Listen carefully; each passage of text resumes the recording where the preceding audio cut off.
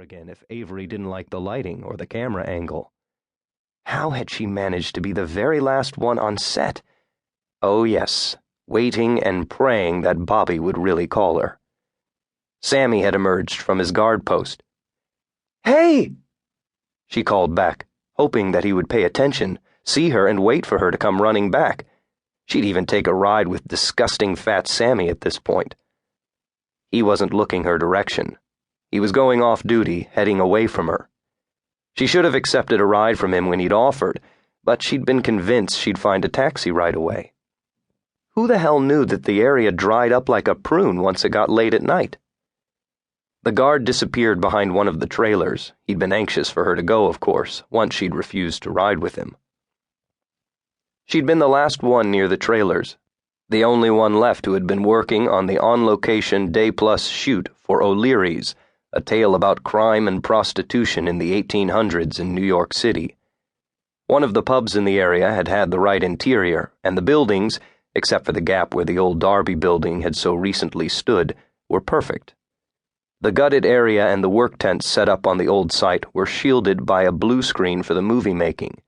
New York was not a city to make do without the income a permit for such work would secure for the city, nor, with the preservationists supporting liberals to be found in the area, could a recently discovered historic site be disturbed.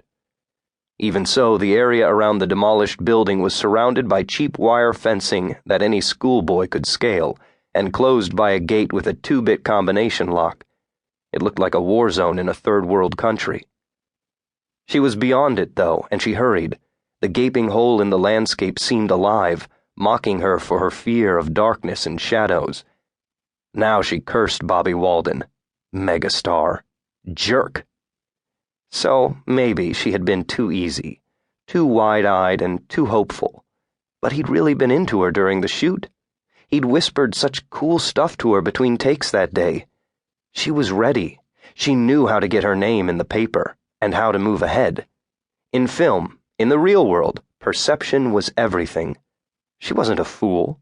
She didn't expect a happy ever after with Bobby Walden. Just a date, or a night in his hotel room, a place she could pretend to slip out of while being sure that she was spotted by the media.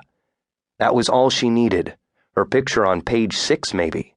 People would start talking about her, and it would make it worthwhile that she'd slept with the pimple-faced assistant at the casting agency to get the job as an extra, a down-and-out historical hooker for the movie. And she should still be glad, because she'd wound up with a few lines, enough to qualify for her SAG card. B-movie. That was okay. Many a star had gotten his or her start as an extra suddenly given lines.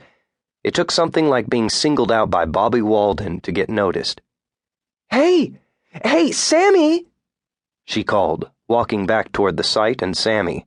But Sammy didn't appear from behind the trailer that was just about 2 blocks away now. He had to have heard her, but even if she ran, she'd never catch him. "Sammy, you fat ass!" she muttered. Sammy was gone, probably down in the useless-to-her Whitehall subway station already. She thought she saw a man, a different man, standing by the trailers. He must have been an actor. He seemed to be wearing a stovepipe hat and a long black, all-encompassing coat. Whoever it was would be in big trouble with the costume department. The moon shifted. There was no man standing there. She was making herself bizarrely nervous. It was simply because she'd never imagined that anywhere in New York could become so devoid of people. She turned and retraced her steps. If she reached Broadway and started running, she was almost at the corner when she heard the noise again. Click, click, drag. Was it coming from behind her? Or before her? She turned the corner and screamed. There was a man standing there. He looked dazed. He was in dirty jeans, a dirtier denim jacket. He hadn't shaved in days, and his hair was tangled and greasy. "Hey, lady, you got $1? Just $1, or some change? Anything, a quarter?" He took a step toward her with his hand outstretched, and she suddenly knew the direction from which the click-click drag had come. She could smell him. He was absolutely repulsive. "No!" she cried. "Get away!" "Lady, I'm just a vet." "You're just an alcoholic or a junk."